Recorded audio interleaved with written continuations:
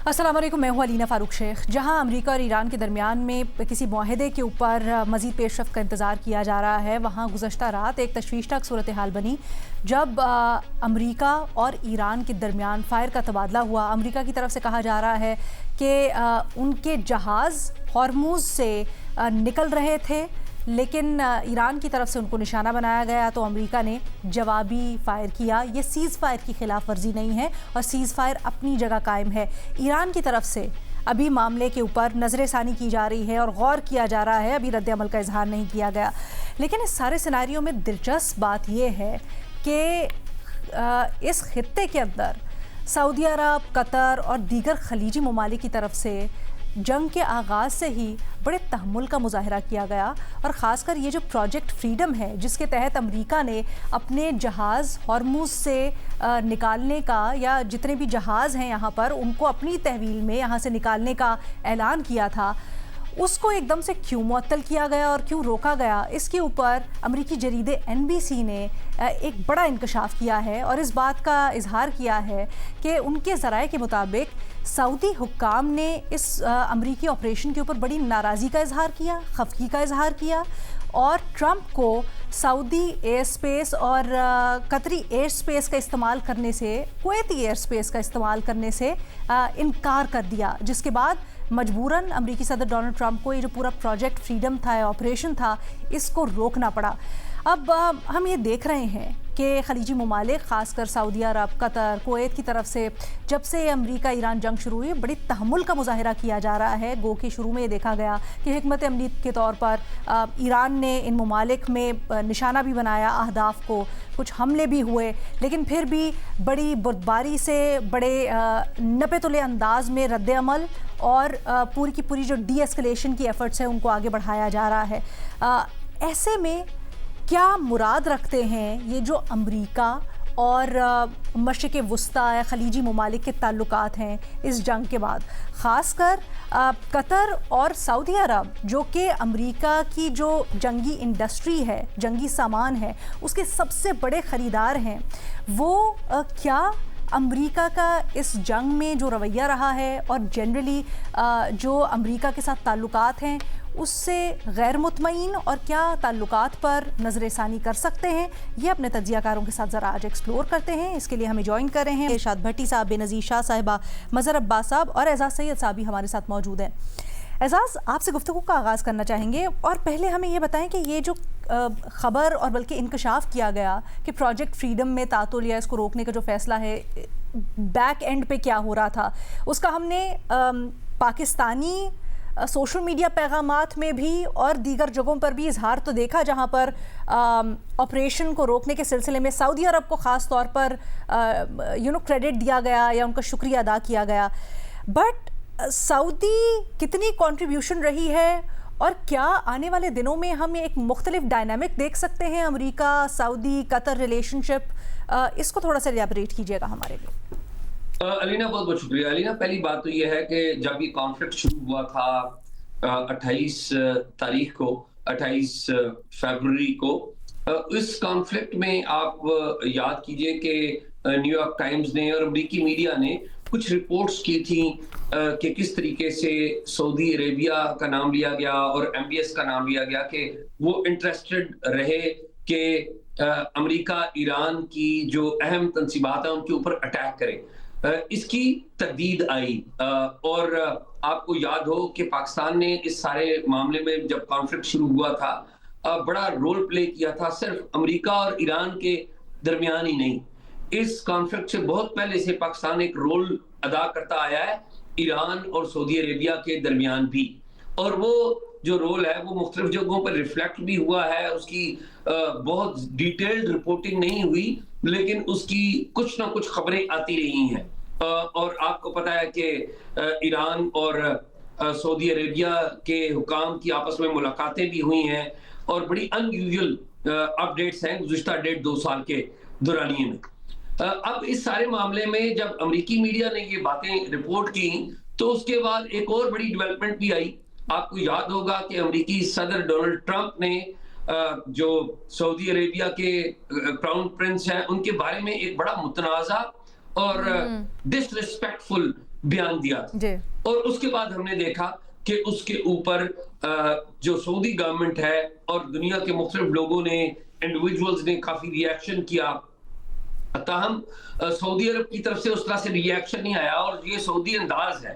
سعودی جو اپنا ری ایکشن شو کرتے ہیں وہ اس طریقے سے شو نہیں کرتے, وہ اپنے جیسچرز بتاتے ہیں.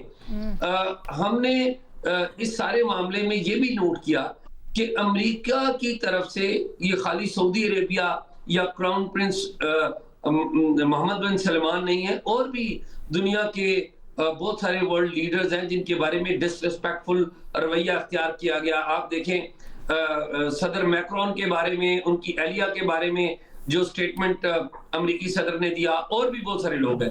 لیکن یہ جو کرائسس ہے, اس کرائسس میں ہم ایک بات ضرور دیکھتے ہیں کہ اس میں سعودی عربیہ نے بہت زیادہ محتاط رویہ اختیار کیا. سعودی عربیہ کا پاکستان کے ساتھ ایک ڈیفنس پیکٹ تھا, اور اگر سعودی عربیہ ڈیکلریشن آف وار کر دیتا تو پاکستان کو ہر صورت میں سعودی عرب کے ساتھ کھڑا ہونا پڑتا تھا ملیٹریلی. لیکن سعودی عربیہ نے ایسا نہیں کیا. کیوں نہیں کیا؟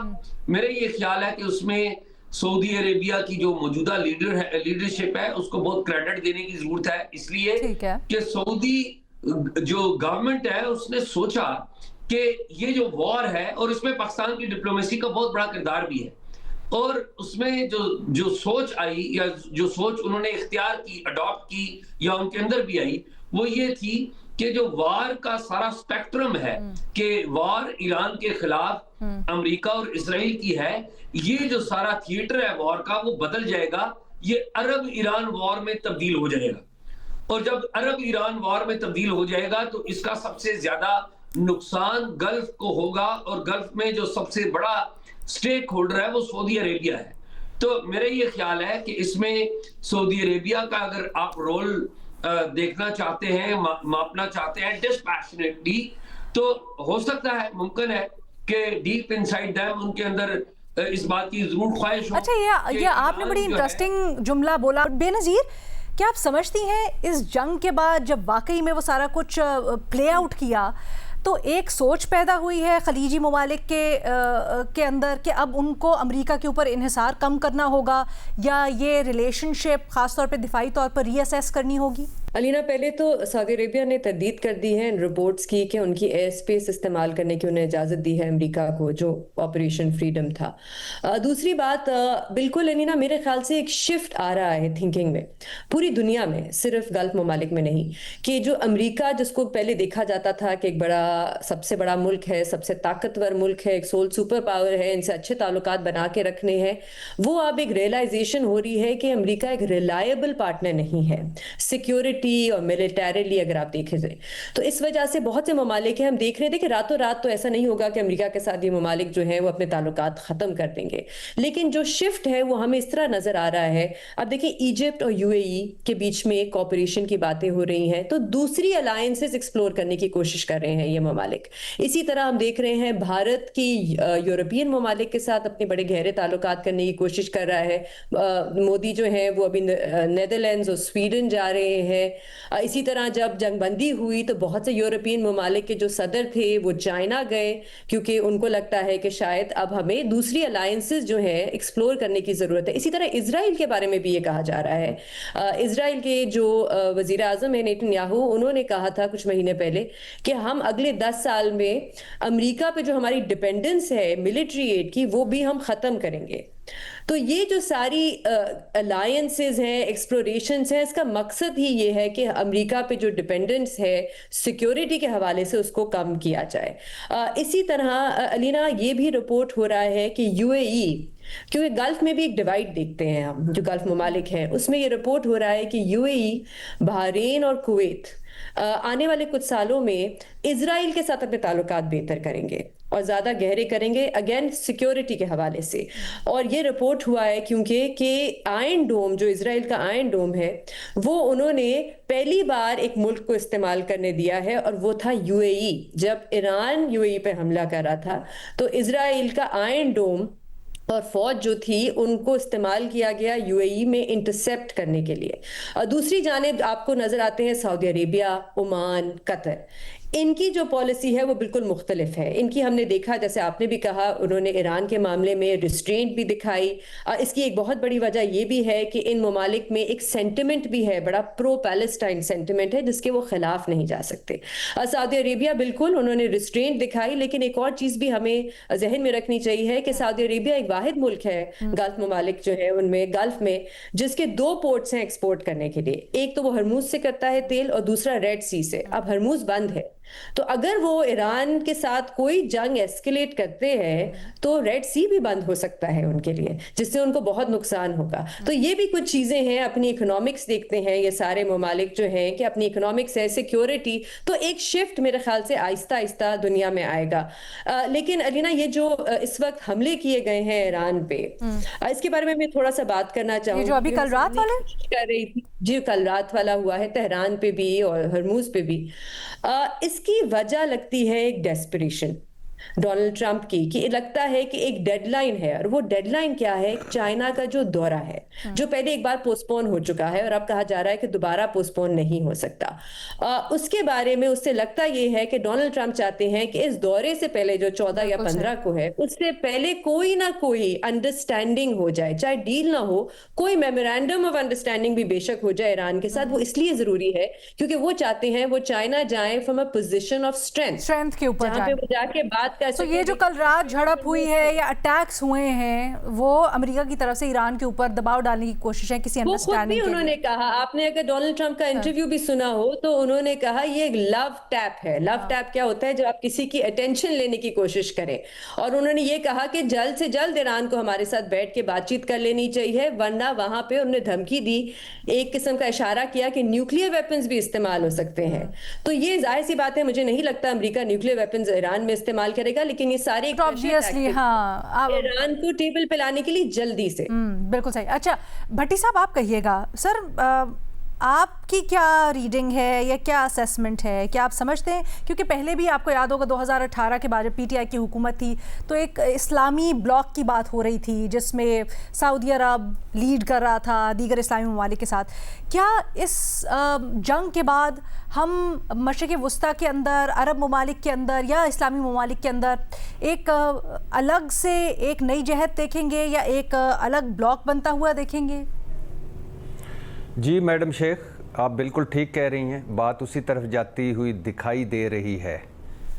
کیسے جاتی ہوئی دکھائی دے رہی ہے وہ آپ کو بتاتا ہوں، لیکن یہ ذہنوں میں رہے میڈم شیخ کہ جو کچھ ہو رہا ہے، جو کچھ ہو چکا ہے، اس کی واحد وجہ اعلیٰ حضرت ٹرمپ صاحب ہیں۔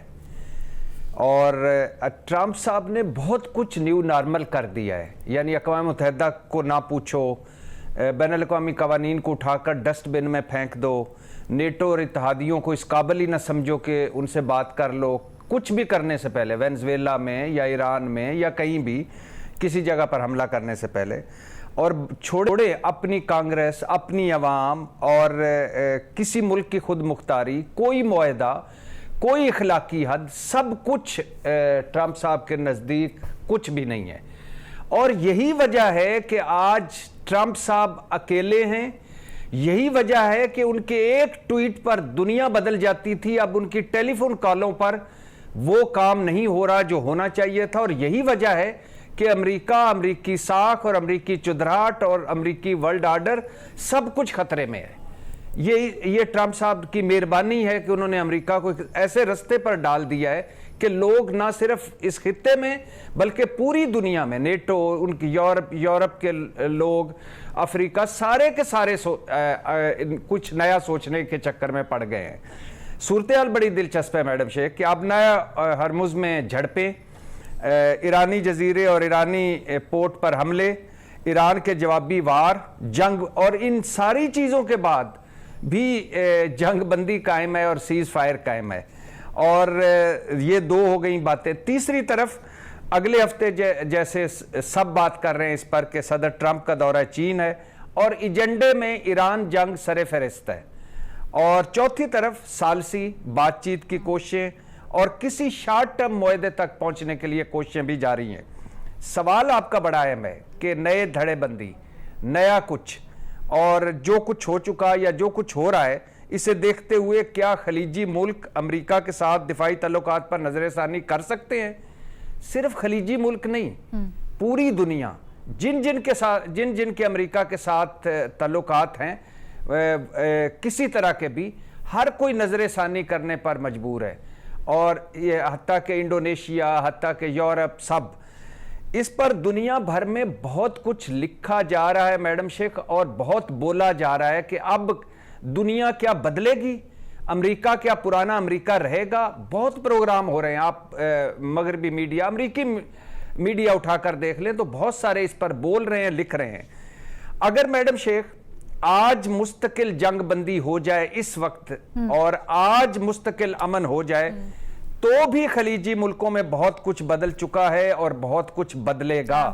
पहली बात, खलीजी ममालिक में वाज़े डिवाइड नजर आ रहा है कि एक इसराइल के साथ और ईरान के साथ, और कुछ न्यूट्रल या मोहतात। दूसरी बात, ये वाज़े नजर आ रहा है कि सोच है, एक बहुत सोच उभर रही है कि अमरीकी दिफाई छतरी नाकाबिले तस्खीर नहीं है। अमेरिका का असल रिश्ता इसराइल से है, सिर्फ किसी और की दिफाई जमानत पर जिंदा नहीं रहा जा सकता, खुद भी अपने दिफा के लिए कुछ करना होगा। और मैडम शेख, ये भी वाज़े नजर आ रहा है कि आगे चलकर कोई नया इत्तेहादी ब्लॉक या कोई नया इत्तेहाद यानी उसका हो सकता है, वजूद में आ सकता है, नए दिफाई मुआहदे हो सकते हैं, मगर ये जैसे अभी रूस की तरफ लोग देख रहे हैं, यूरोप की तरफ देख रहे हैं, यूक्रेन के हत्ता के वो जो मिसाइल ड्रोन रोकने में यूक्रेन तक बात पहुंच गई है। मगर मैडम शेख, ये जरूर है कि अभी कुछ वक्त लगेगा। क्यों वक्त लगेगा? क्योंकि जब तक सदर ट्रंप हैं, कोई इतना बड़ा रिस्क नहीं लेगा खलीजी मुल्कों में। अपनी अपनी बादशाहतें हैं, अपने अपने मफादात हैं। और आखिरी बात, अच्छा, इंटरेस्टिंग कुछ देर लग सकती है, मगर इस जंग ने बहुत कुछ बदला है और बहुत कुछ आगे चलकर बदलेगा। अच्छा, ये बहुत इंटरेस्टिंग बात आपने की है मज़हर साहब। गल्फ ममालिक की भी अगर हम बात करते हैं तो हर मुल्क की अब नुमाया और बड़ा वाज़े होकर सामने आ रहा है कि इंडिपेंडेंट तरजीहात हैं, और इस जंग ने उनको और उभारा है। क्या ये जो तरजीहात हैं ये GCC या गल्फ ब्रदरहुड के ऊपर असर डाल सकती हैं? देखिए, हम इस सारे अपनी बात में हम टर्की को भूल रहे हैं, और टर्की का जो रोल है वो बहुत इम्पोर्टेंट रोल है। टर्की का एक ज़माने में इज़राइल के साथ ताल्लुकात थे, और इस वक्त जो टर्की की खामोशी है वो भी बड़ी मानाखेज़ है। और ये जो गल्फ़ स्टेट्स का इत्तेहाद है या इस्लामिक ब्लॉक का इत्तेहाद है, वो मुझे कोई बहुत जल्द होता नज़र नहीं आता, बल्कि मुझे सीधी सी बात ये है कि मुझे कोई इससे बहुत ज़्यादा उम्मीदें भी नहीं हैं। इसकी वजह ये कि उनकी हुकूमतें हैं। देखिए, अमेरिका का सबसे बड़ा मसला ये है कि दुनिया में जहाँ भी अमेरिकी मुदाखलत रही और जहाँ भी जिन ममालिक के साथ अमेरिका के ताल्लुकात रहे, वहाँ के अवाम हमेशा अमेरिका के ख़िलाफ़ रहे। आप तारीख़ी तौर पे उठा लें, एक ज़माना था जब जो ममालिक थे उनको वो स्ट्रांगली अमेरिका को फ़ील करते थे, वो सारे ममालिक जो एंटी कम्युनिस्ट थे, क्योंकि उस वक्त एक कम्युनिस्ट अपराइजिंग जो थी तो बहुत से ममालिक अपने आप को इनसिक्योर फील करने लगे थे। इस अपराइजिंग के असरात उनके मुल्क तक ना पहुँचे उसमें, तो वो तो एक टाइम था। लेकिन हम पोस्ट 70 में हमने देखा, 70s में एक इस्लामिक ब्लॉक की, एक थर्ड वर्ल्ड ब्लॉक की, नॉन अलाइंड मूवमेंट, ये सारी चीज़ें हमने देख चुके हैं। लेकिन अभी जो सूरत हाल बनी है ये पोस्ट ईरानियन रेवोल्यूशन 1979 के बाद, इसने खलीजी ममालिक में और दीगर ममालिक में जो है वो एक नए ऑर्डर को जन्म दिया है। और उसमें उसके दौरान फिर अफ़गानिस्तान की जंग, ये जो डोनाल्ड ट्रंप जा रहे हैं इसमें सिर्फ ईरान का ही मसला डिस्कस नहीं होगा, चाइना के बहुत सा इंटरेस्ट अफ़गानिस्तान में भी है। और ज़ाहिर है अमेरिकन भी अब अफ़गानिस्तान की तरफ देख रहे हैं। वहाँ जो अफ़गान तालिबान जो सूरत हाल है कि वहाँ तो ईरान और अफ़गानिस्तान दोनों लगता यही है कि उस दौरे में होंगे। ज़ाहिर है ईरान अमेरिका ताल्लुकात बहुत उसमें प्रोमिनेंट होंगे। लेकिन ये जो हम कर रहे हैं, अगर आप देखें कि गाज़ा के वाक़यात से पहले इज़राइल के अचानक जो ताल्लुकात थे वो बहुत से अरब ममालिक से राब्ते हुए थे, और اور یہ لگ رہا تھا کہ شاید کچھ ممالک اسرائیل کے ساتھ اپنے تعلقات بہتر بنانے میں دلچسپی رکھتے ہیں، جس میں یو ای کی شکل ہمیں سامنے نظر آ گئی اور بھی دیگر. لیکن حماس کے حملے کے بعد اور اس کے جوابی حملے کے بعد غازہ میں جو صورتحال ہوئی اس نے پوری دنیا میں بہت اثرات چھوڑے. یہ یاد رکھیں کہ اس وقت امریکہ کو جو اس طرح سپورٹ نہیں مل رہی دنیا میں، اس کی ایک بڑی وجہ غازہ بھی ہے، کیونکہ غازہ کے مسئلے پہ فلسطینیوں کے حق میں دنیا بھر میں جو مظاہرے ہوئے ہیں وہ اتنے بڑے پیمانے پہ ہوئے ہیں کہ اس نے ان ممالک کے حکومتوں کو مجبور کر دیا کہ امریکہ کے بارے میں اپنے رویے میں تبدیلی لے کر آئیں اس میں. اور یہی وجہ ہے کہ جس طرح امریکہ کے عراق کے اٹیک کے وقت امریکہ کو سپورٹ ملی، ایران کے معاملے پہ وہ سپورٹ ان کو نہیں ملی، خود ان کے اپنے الائز کے ساتھ سپورٹ نہیں ملی. تو اس لیے امریکہ اپنے آپ کو کارنرڈ سمجھ رہا ہے. امریکہ اس جنگ میں ڈونلڈ ٹرمپ یہ سمجھ رہے تھے کہ ایران پہ اگر رجیم چینج ہو گئی، ایران پہ حملہ وہ کامیاب ہو گئے تو ظاہر ہے پوری دنیا میں ان کو وہ جو ہے وہ بہت سی چیزیں کر پائیں گے، اور گریٹر اسرائیل کا منصوبہ بھی. لیکن ایران عراق نہیں نکلا، ایران لیبیا نہیں نکلا، ایران جو ہے وہ شام نہیں نکلا، ایران نکلا. اور پھر اس وجہ سے یہ ساری پالیسیز میں ہمیں تبدیلی نظر آئی. اچھا، مزید بھی اس کے اوپر بات کرنی ہے. ہم نے یہ تو اسٹیبلش کر لیا اور آئی تھنک اس چیز کے اوپر اتفاق ہے کہ کہیں کوئی شفٹ نظر آ رہا ہے تمام ہی خلیجی ممالک کے اندر، عرب ریاستوں کے اندر، امریکہ سے اپنا انحصار یا اپنی ریلائنس کو کم کرنے یا تعلقات کو ریکیلیبریٹ کرنے کے اوپر. لیکن اس کے اثرات کیا ہوں گے، یہ ہم ڈسکس کرتے ہیں after short break. Welcome back. جی، ہم ڈسکس کر رہے ہیں مشرق وسطیٰ اور ممالک کے اوپر یہ جو امریکہ ایران جنگ ہے اس کے کیا اثرات ہیں اور آئندہ آنے والے دنوں میں کیا شفٹس نظر آ رہی ہیں. اعزاز، بریک سے پہلے جس طرح ہم بات کر رہے تھے، یہ بتائیں کیا آپ سمجھتے ہیں کہ امریکہ سے بریک اوے کیا جا سکتا ہے؟ چلے بریک اوے ایک انتہائی لفظ ہو جائے گا. کیا امریکہ کے اوپر انحصار کم کیا جا سکتا ہے، خاص طور پہ دفاعی اعتبار سے؟ کیونکہ ہم یہ دیکھتے ہیں خلیجی ممالک کی اگر بات کریں تو کچھ کا جھکاؤ امریکہ کی طرف ابھی بھی بہت زیادہ ہے، کچھ 2 قدم پیچھے ہٹنا چاہ رہے ہیں.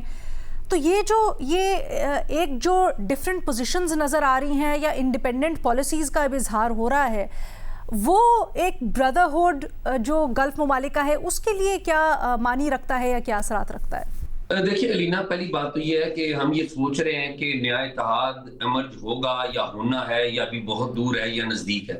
دیکھیے نئے اتحاد کی بنیاد رکھی جا چکی ہے سر. اور معذرت میں آپ کو اس لیے یہاں پر کٹ آف کر رہی ہوں اعزاز کہ اتحاد اس کا ایک پہلو ہے. اتحاد ہو نہ ہو، ہم امریکہ کے اوپر جو ریلائنس ہے اس کی بات کر رہے ہیں، خلیجی ممالک پہ. اچھا ٹھیک ہے، میں اسی کی بات کر. دیکھیے 19 مارچ کو ریاض میں ایک غیر معمولی میٹنگ ہوئی اور وہ میٹنگ تھی ترکیہ کی، سعودی عربیہ کی، ایجپٹ کی اور پاکستان کی.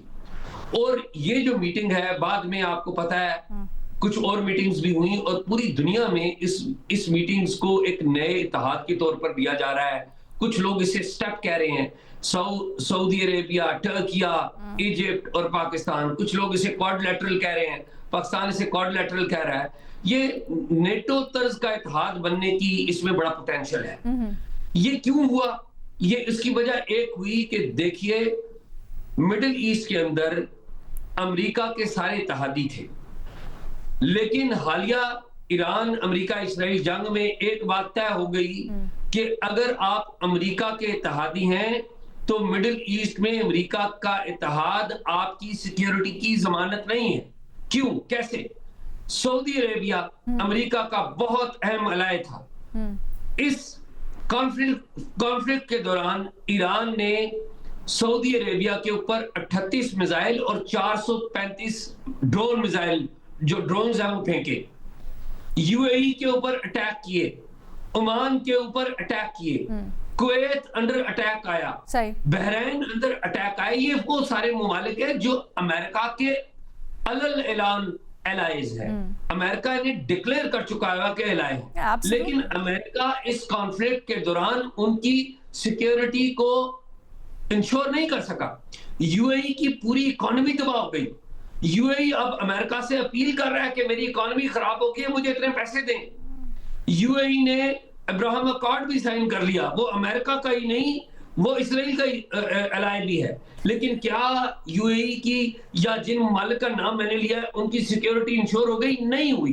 بٹ اچھا، اب یہی تو پوائنٹ ہے نا، اب یہی انٹرسٹنگ پوائنٹ ہے بے نظیر کہ کچھ ممالک کا اس خطے کے اندر جھکاؤ امریکہ کی طرف ہے، اور بڑی ایویڈنٹلی اسرائیل، امریکہ، کچھ ممالک ہیں جو بالکل دوسری طرف کھڑے ہیں یا پھر اپنی پالیسی ری تھنک کر رہے ہیں۔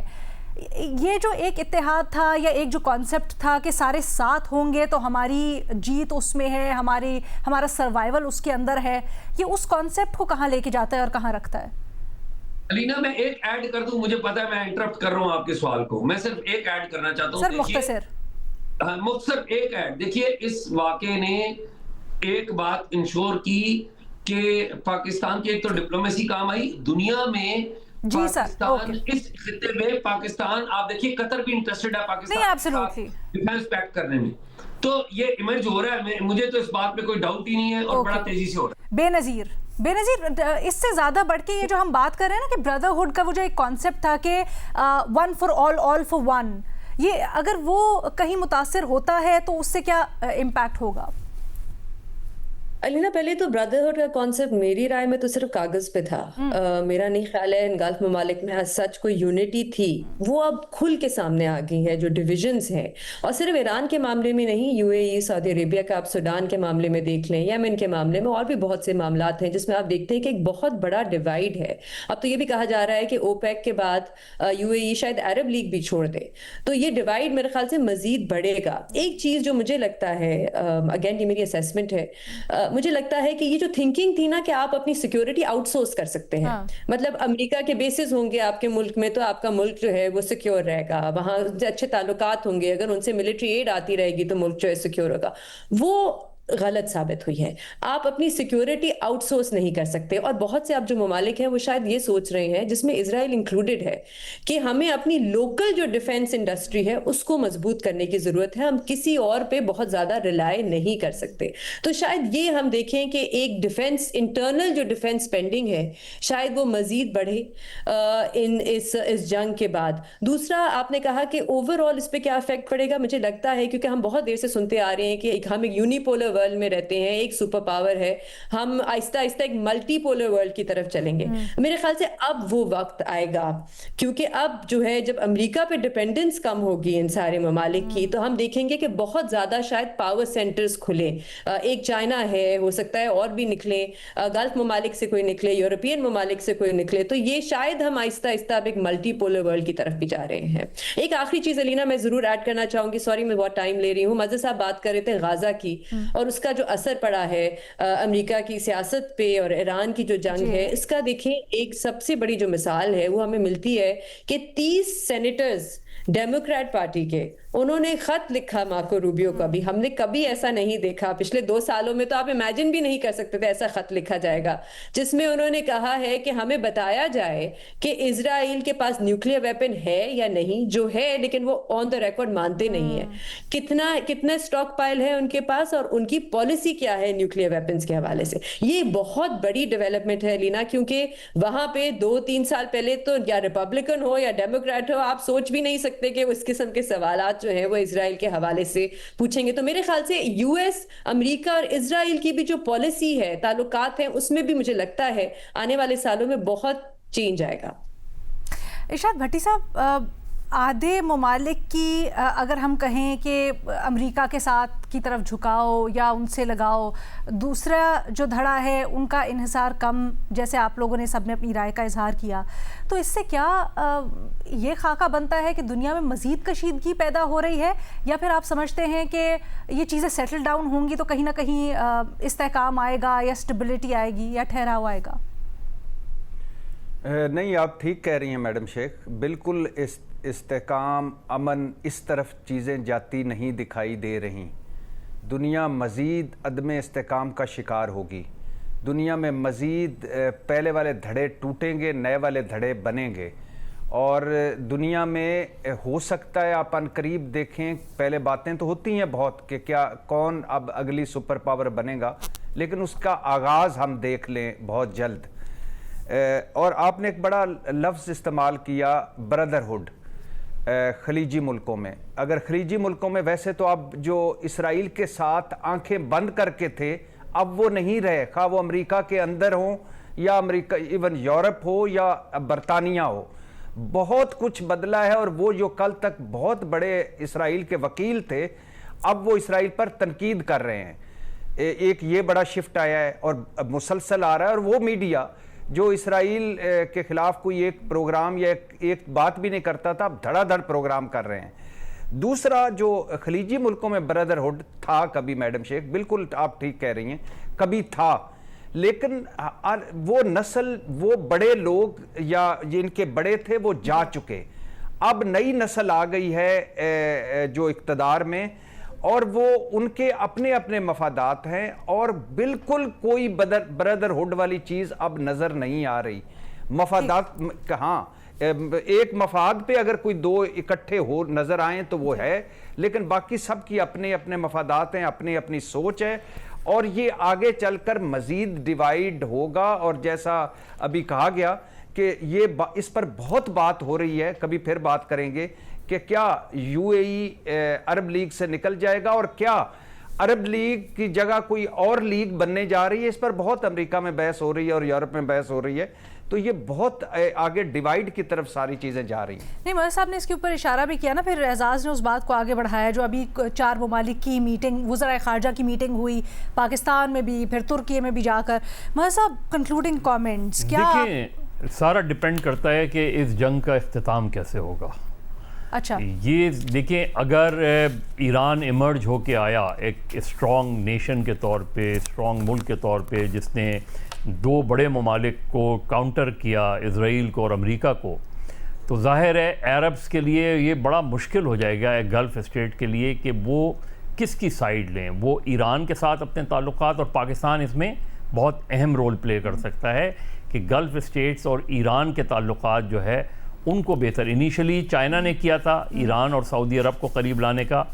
ये जो इस जंग का इख्तिताम है ये बहुत क्रूशल है और ये बिल्कुल मेक और ब्रेक वाली सिचुएशन है। देखिए, ईरान अगर इमर्ज होके आता है तो इजराइल का मंसूबा ग्रेटर इजराइल का ख़त्म हो जाएगा, और अगर अमेरिका ने ईरान पर हमला कर दिया, खौफनाक किस्म की सूरत हाल सामने आती है, तो ज़ाहिर है गल्फ़ स्टेट्स के लिए ये आसान नहीं होगा कि वो अमेरिका से अपने ताल्लुकात ख़राब करें। तो ये ऑल डिपेंड कि इस जंग का इख्तिताम कैसे होता है, किस तरह होता है, उस पर डिपेंड करेगा कि दुनिया आगे कैसे बढ़ेगी। ठीक है जी, इसी नोट के ऊपर हम आपसे अल्लाह हाफ़िज़।